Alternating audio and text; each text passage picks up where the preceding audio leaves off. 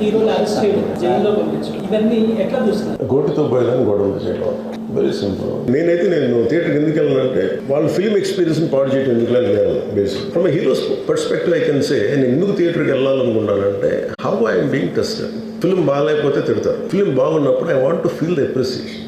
స్తుతి కావాలి నాకు. Even for God, you have to say you are great.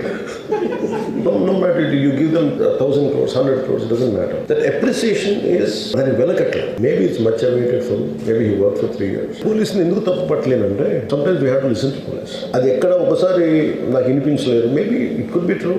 They could have made adequate arrangements. Chiranjeevi రైల్లో నాకు తెలిసి చిన్నప్పుడు ఆయన కంప్లీట్గా ముసుగేసుకొని ఇలా కట్టుకొని అసలు ఎవరిలాగే ఒక్కడే వెళ్ళిపోయాడు. బట్ ఇప్పుడు అలా కుదరట్లా. ఒకసారి నేను కూడా ఒకసారి కళ్ళు తీసుకుని క్యాబ్ పెట్టుకుని వెళ్తాను. ఇక్కడ కళ్ళు చూసి ఇలానే సులువే కదా అంటాం. It doesn't work. It happens in airport. తప్పు స్టాఫ్ చెప్పున్నారు. రోజు నేను ఎక్కడ కూర్చొని